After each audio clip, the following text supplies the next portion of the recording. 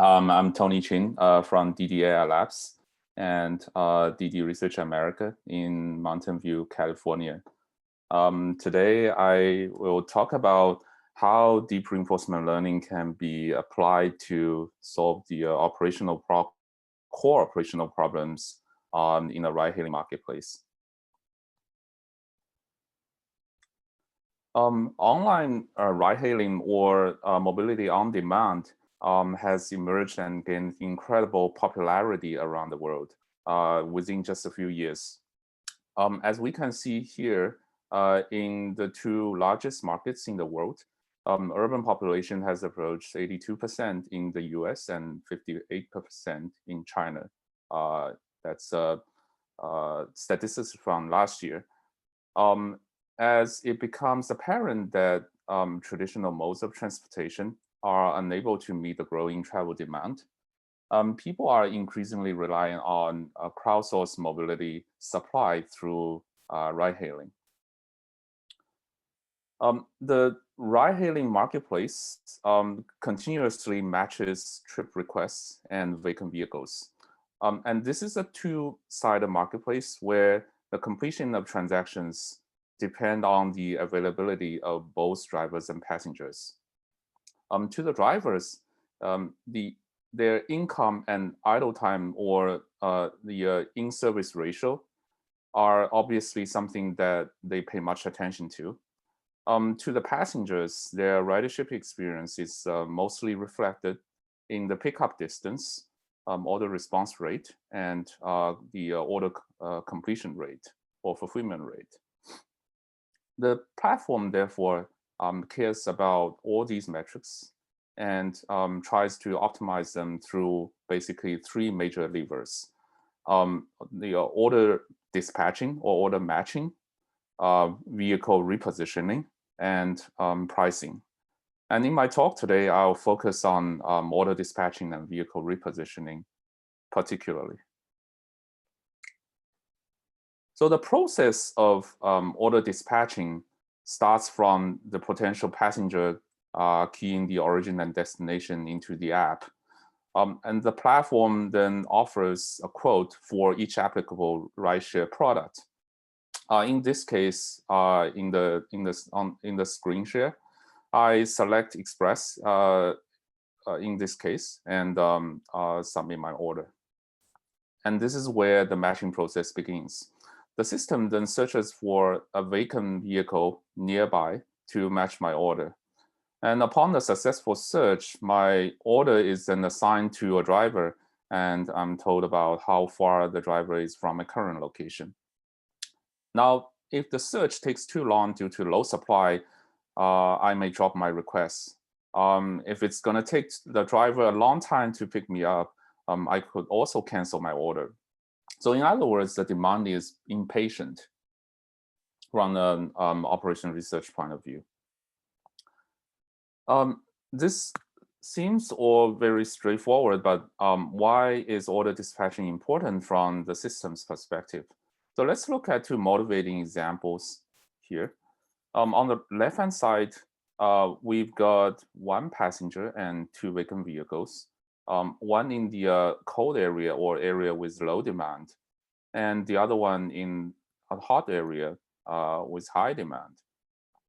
Assigning the vehicle in the cold area to the trip may actually help reduce overall idle time because the vehicle in the hot area has a good chance of getting matched to another trip soon anyway. On the right-hand side, the system has a choice to match the vehicle to either passenger.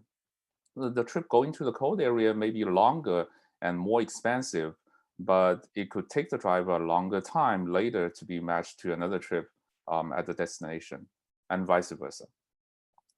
In both examples, if the vehicle is matched to a passenger too far away, there will be a higher chance of order cancellation. These two scenarios show that our immediate decisions not only have short-term impact, but affect the future outcome as well. And we should look at the long-term values of our options in addition to the short-term goals.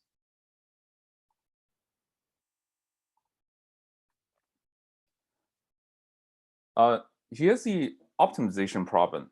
The optimization problem that we are interested in solving is a dynamic problem. In the trip request stream in to the system throughout the day, and drivers availability is stochastic, meaning that they can get online and offline at will. They may not all work over the same period of time. We would like to solve for an online dispatching or matching policy that matches trips and drivers on the fly with the objective of improving marketplace efficiency, which can be measured from a few aspects, primarily total driver income, and additionally the fulfillment rate, response rate, as well as the average pickup distance, as I mentioned before. A common approach to optimize matching under the dynamic nature of demand and supply is to batch the requests and drivers within a predefined time window and solve the matching problem at the end of the windows. Matching is then formulated as a linear assignment problem, which can be solved by the KM algorithm, which is also known as a Hungarian algorithm. The W's here are the weights on the assignment edges, and these are the pairing decision variables. The weights could be as simple as the estimated pickup distance between the assigned drivers and passenger to minimize the within batch on route time.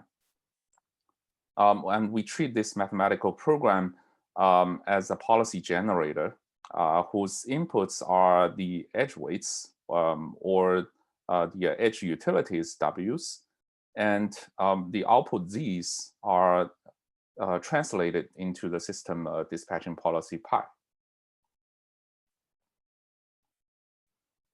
The linear assignment based on within batch pickup distance is a myopic method.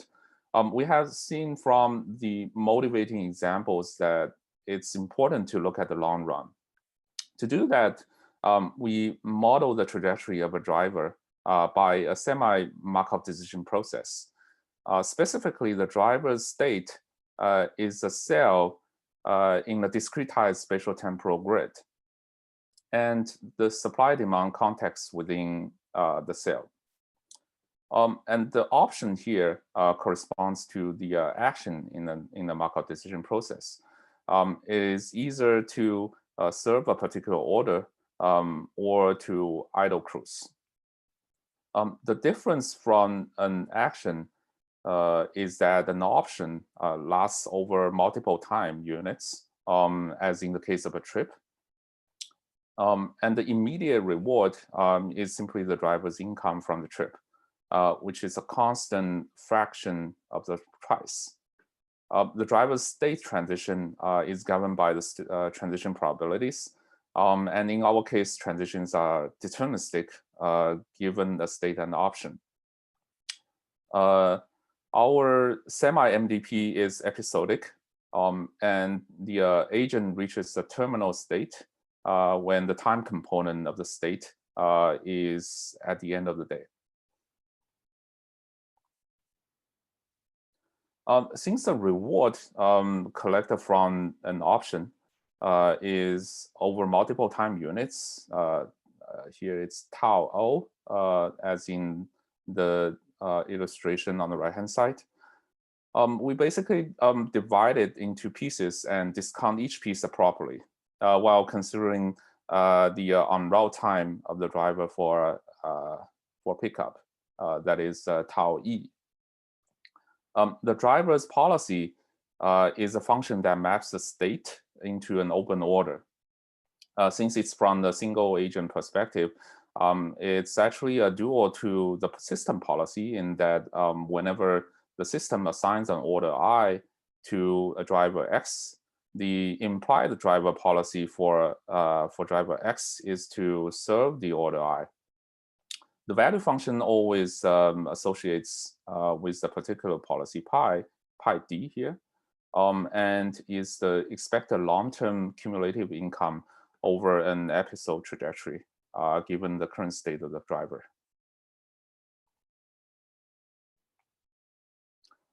For a flexible state representation and better generalization beyond the historical training data, we have developed a cerebellar value network, a CVNet for short, to approximate value function of the drivers. For state representation, the network takes advantage of a hierarchical hexagon grid system that's illustrated at the top bottom right-hand side. This is to learn an adaptive quantization of the location or coordinates through grids of different sizes to capture unique geospatial properties. Each location is represented by the sum of cerebellar embeddings at different scales. And these embeddings are memory-based neural networks and learnable high-dimensional representation. And they form the rows of the embedding matrix, theta m, in the diagram on the top and right-hand side. And the quantization queues act like activations to select the appropriate rows of the matrix to be aggregated by a summation operator. And those parameters are also learned during the training process. Now, how do we train and update the value network using historical trip and trajectory data? Here we are actually in the offline policy evaluation regime due to various practical constraints. And let's start from the tabular case with temporal difference learning, TD0 to be exact. The value function is represented by a table corresponding to the spatial temporal grid. It's iteratively updated in a dynamic programming manner by the temporal difference errors. Depending on whether the driver is in service during the transition or not, the appropriate immediate reward is then plugged into the updates. The resulting value function of the running policy defines the edge weights of the assignment problem by computing the temporal difference error of each eligible driver-passenger pair. And we see that this definition of the edge weights takes into account both the driver's current state value and the destination value. So it addresses the question that's raised in the two motivating examples earlier in the talk. The policy generated by the linear assignment in this way is a collective greedy policy that optimizes the total long-term income for the drivers in the batch, which is the sum of the cumulative rewards for each individual driver. And let's just check to see we are solving the right problem this way. The original objective j of pi can be decomposed into jx of pi, which is the objective of the driver-centric semi-MDP.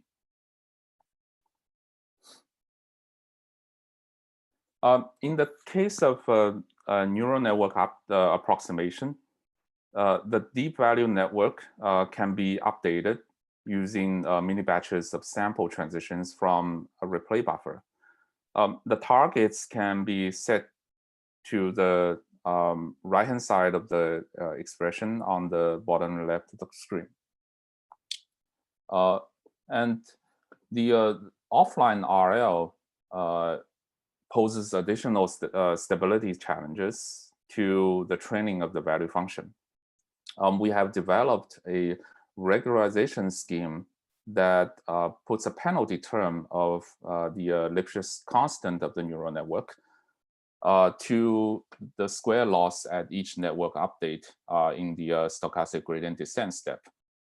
The Lipschitz constant is the upper bound of the value function variation with respect to changes in its input.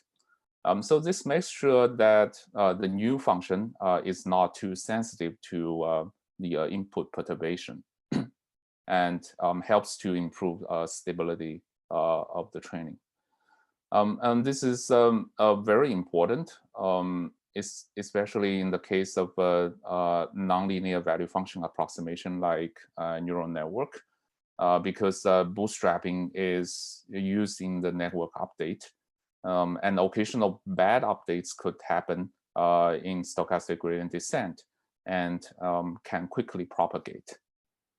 So maintaining a stable value function is crucial to training stability in such an offline RL regime. And let's visualize the spatial temporal value function for a major city in China. These are the value heat maps at a time slice before the morning and evening rush hours.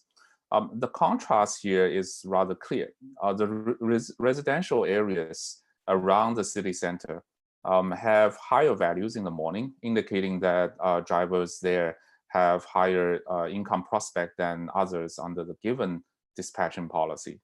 Whereas the situation is reversed in the evening due to high demand in the downtown area.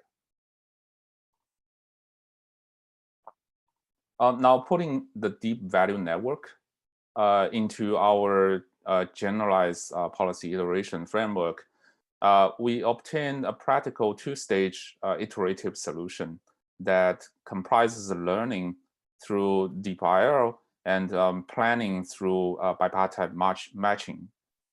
The learning stage is responsible for policy evaluation, and the planning stage carries out policy improvement based on the updated value function. The incorporation of long-term values in the assignment edge weights is through the temporal difference errors on the driver-passenger pairs. That's same as in the TD learning case.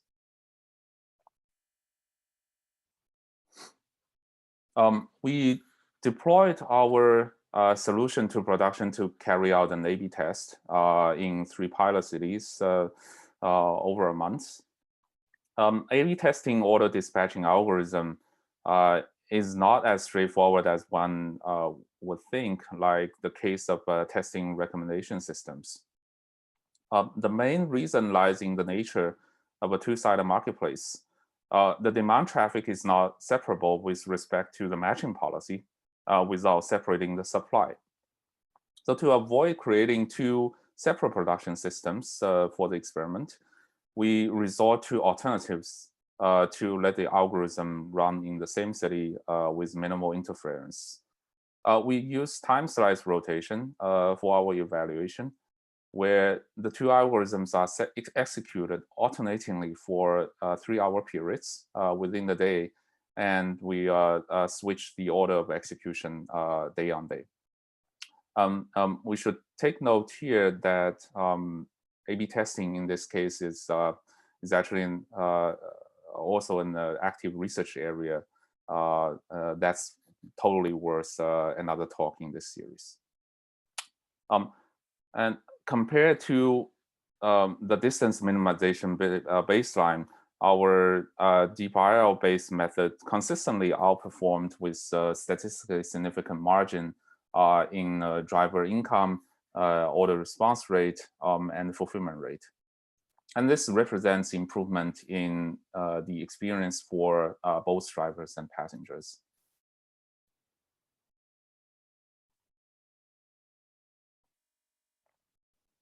Now, going beyond the offline learning paradigm by training end-to-end in the simulation environment, then more sophisticated architectures are also possible. And we have developed agents with, for example, global view state representation and attention mechanism by considering all orders and drivers in the current system for a city. It's also natural to look at the order matching problem from a multi-agent system perspective, where each driver or a local region is an agent. You can induce coordination among a large number of agents by leveraging mean field of approximation, by using a KL divergence regularization to encourage supply-demand balance, or by using a hierarchical reinforcement learning framework. So I'll refer you to the references for more details on those topics.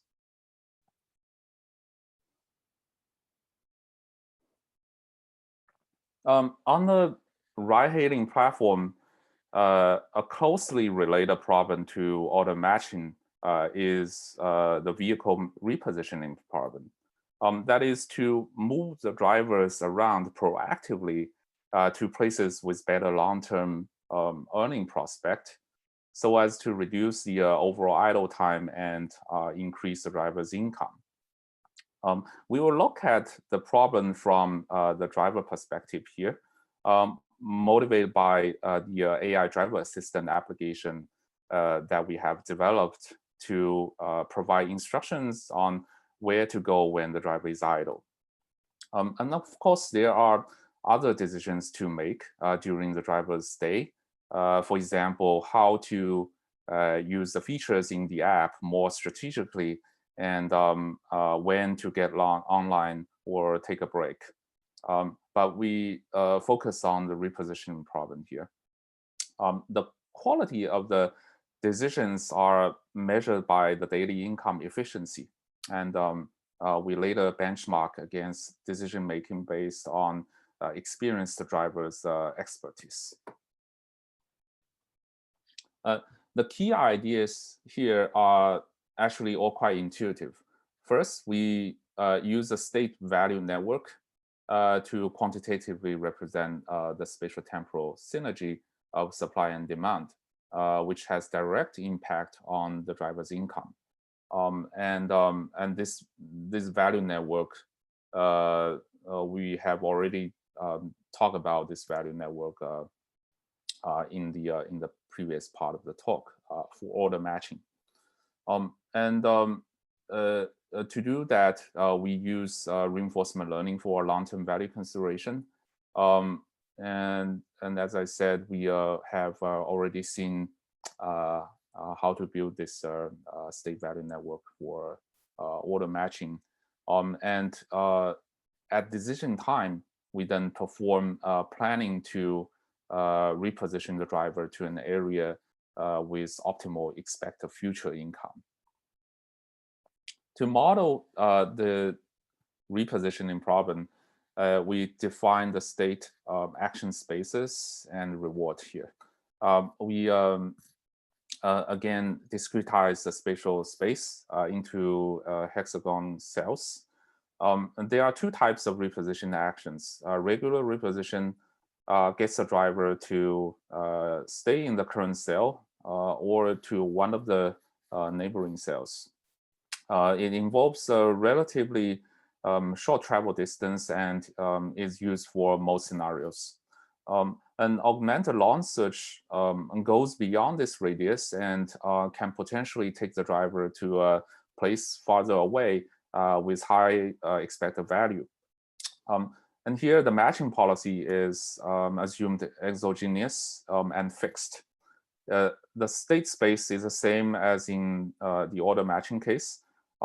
And the reward of a repositioning action is the travel cost, and the trip fee, as usual, is for a dispatching action. The decision time planning is based on a particular modeling of the reposition dynamics. The driver performs repositioning upon idling and incur a non-positive cost. The platform can assign an order to the driver at any time during the repositioning process. As one of the reposition options, the driver can also stay at the current area. At any given state S, we assign the probability P of S underscore D for the driver being assigned to an order next. And the complementary probability is for being idle. If the driver is repositioned to a target state Si from the current state S0, the expected travel time or ETA is delta T.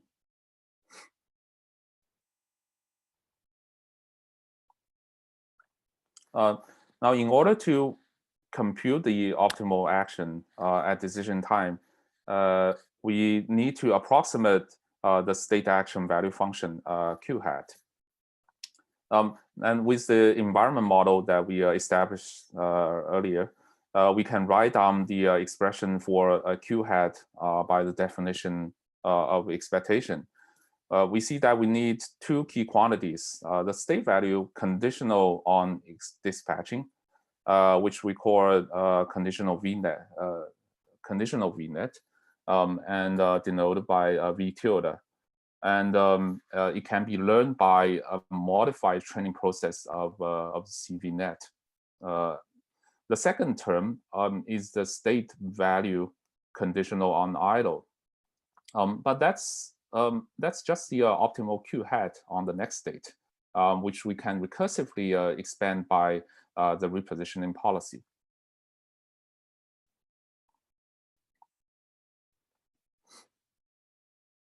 And eventually we can write down in terms of V and V tilde. A special case here is no expansion, which is simply to select the action leading to the next state with highest state value. And since it's just a sample approximation of Q using V function, it's also a one-step improvement in the sense of policy iterations.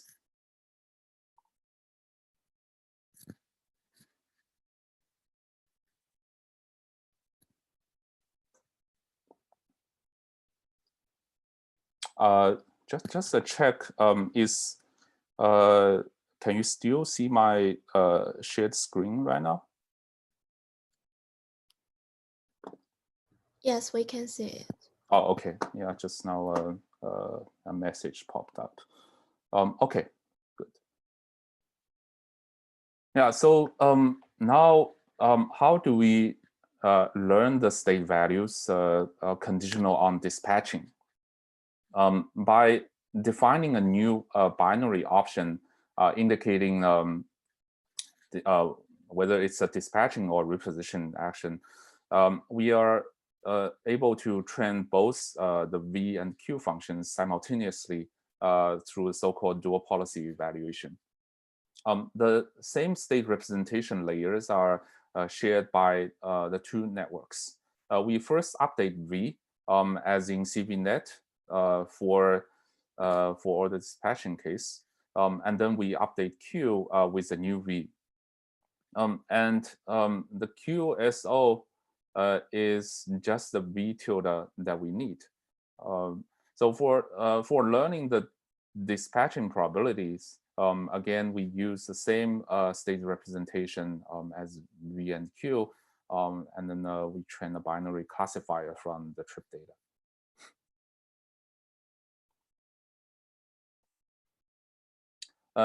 There are two very interesting perspectives to interpret what we have just done. We can compute the Q hat of SNA, state and action, by expanding a search tree and backing up the values from the leaves. Expanding the full tree is obviously computationally intractable.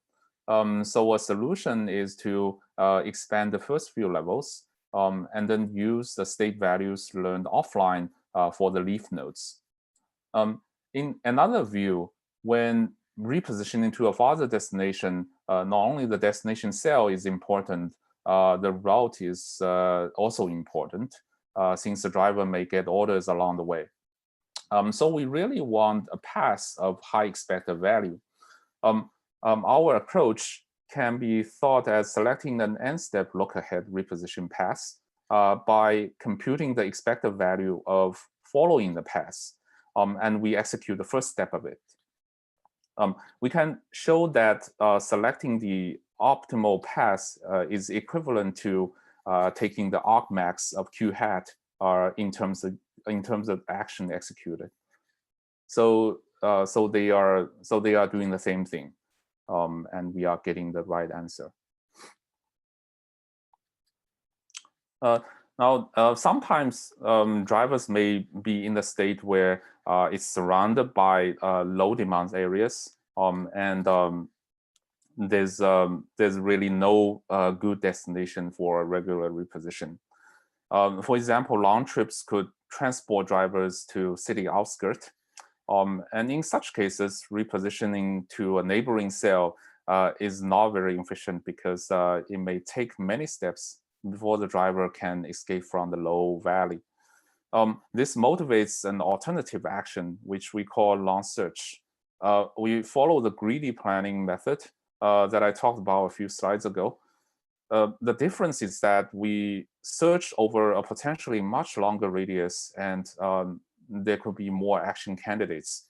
The destinations are ranked by their future values, the future state values discounted by travel times.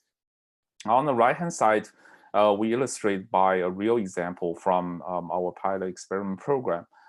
The driver was at a remote area on the top right-hand corner. Our algorithm triggered 2 long searches and repositioned the driver to a higher demand area where consecutive orders were assigned to the driver subsequently.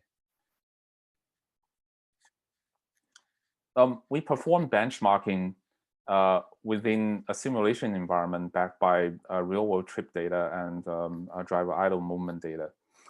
We use a fixed order dispatching policy based on the within batch pickup distance minimization. The number of repositioning vehicles here in the simulation is set to 10 among a large number of the driver pool. We first determine the expansion depths of the value-based policy search, which determines the depths of the search tree or the number of model-based planning steps, as we have seen a few slides earlier. The trade-off here among different values of this parameter is the accumulation of model prediction error in the order assignment probability and the long-term optimality of reward. And empirically, it appears that setting the depths of 2 strikes the right balance between these 2 consideration factors.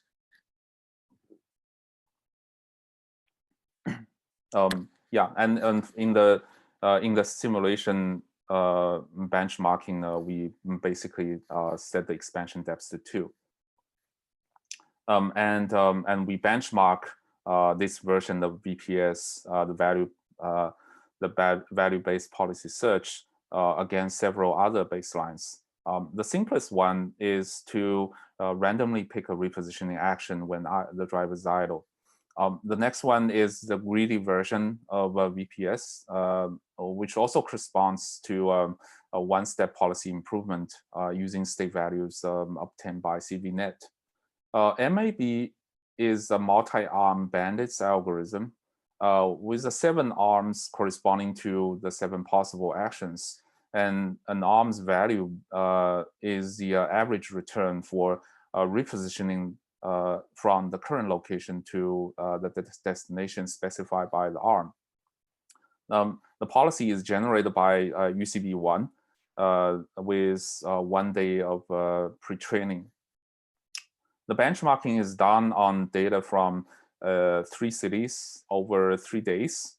And for each random seed, the average income and standard error are computed across the 3 days to eliminate day-on-day variation. And we see that both VPS and greedy methods consistently outperform random and MAB across the 3 cities. The comparison between VPS greedy and MAB shows the advantage of a longer horizon in the setting of a long-term objective. As the MAB method, the multi-arm bandits method considers only the immediate return.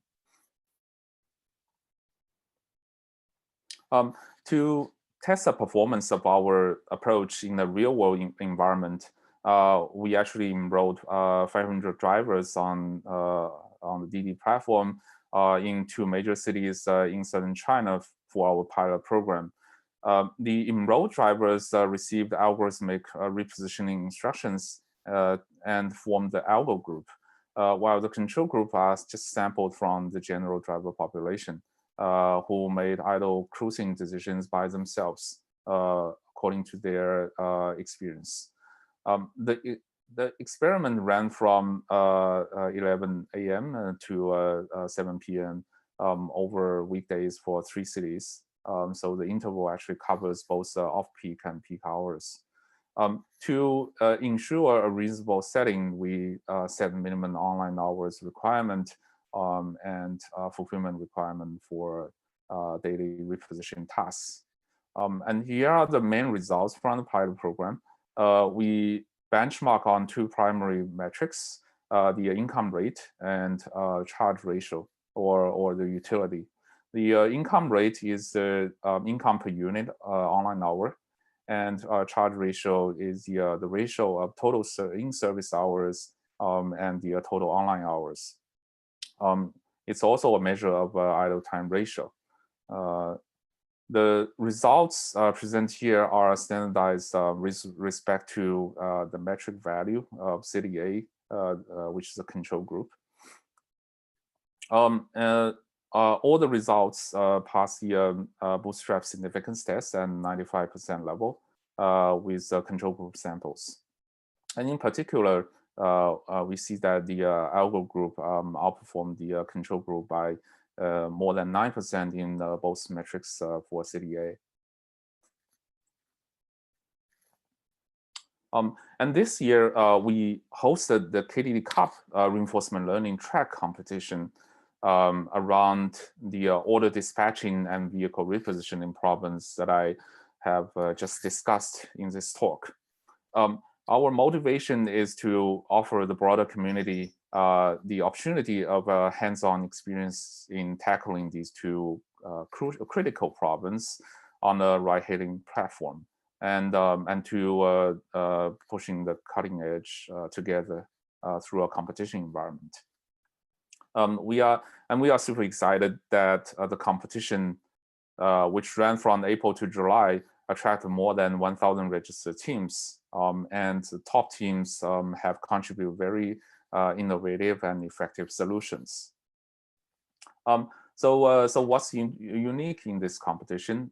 Certainly the application setting of our challenge is ride-hailing, and this is probably the first time that such a topic appears in KDD Cup.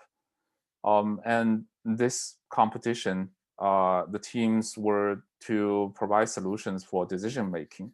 And this is a different type of paradigm from prediction, classification, and recommendation, but typically using them as part of the input.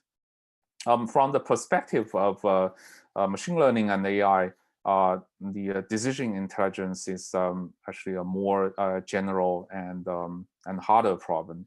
And in this competition, the teams use the data provided to develop algorithms for 2 decision tasks. And the solutions were run in our simulation environment to generate the scores. The first task to solve is the order matching. So as illustrated on the right-hand side, the matching in this competition setting takes place at specific times separated by equal time intervals, which are the dispatching windows. This setting is basically the same as a real-world system.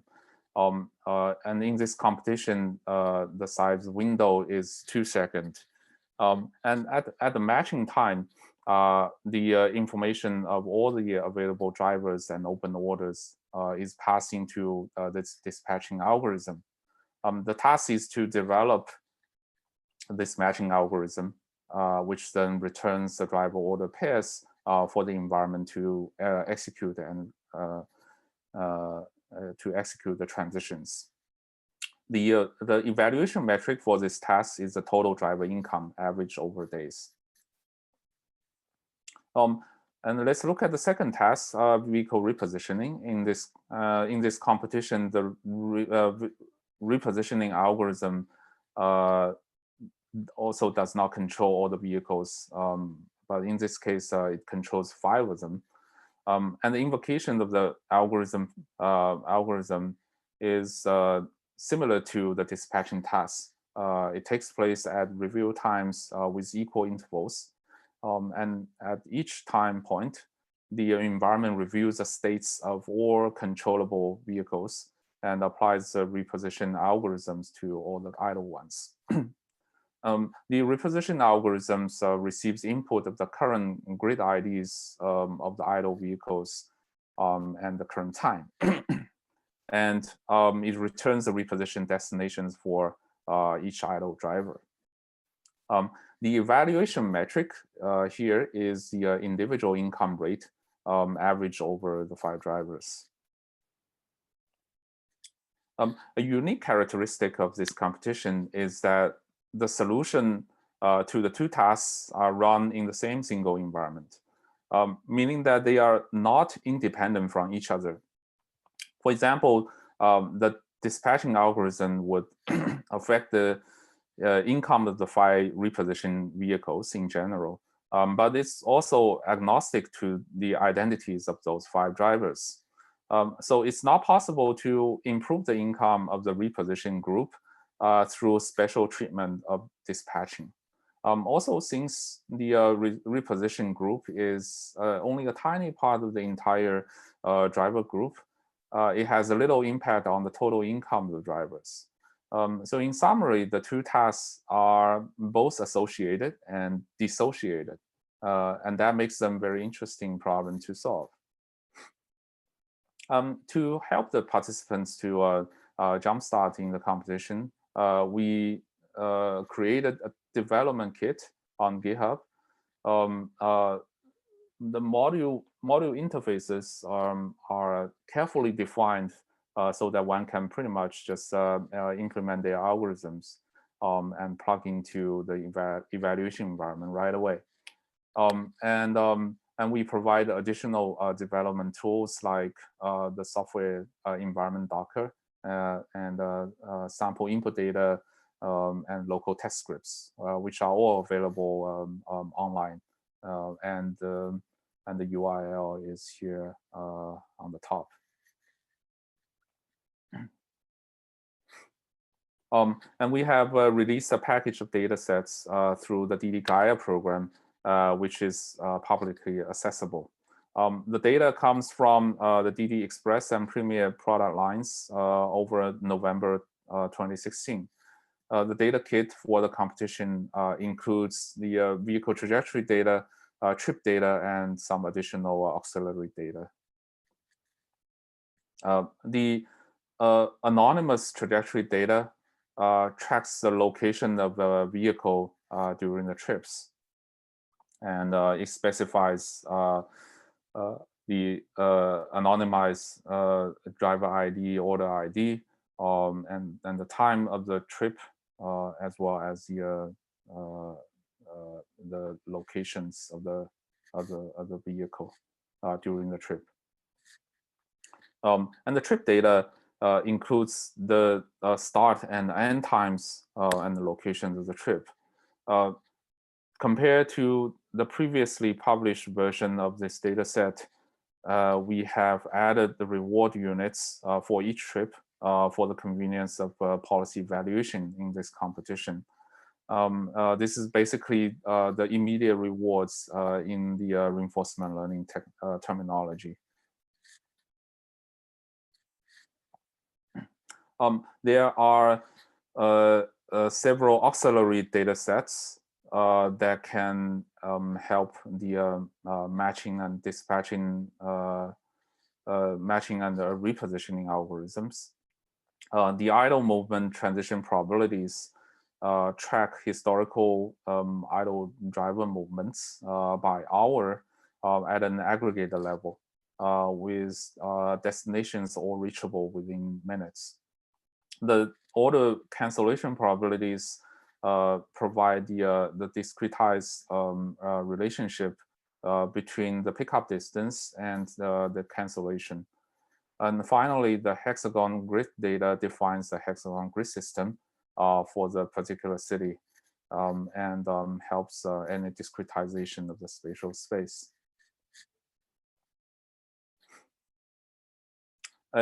The competition is divided into two phases.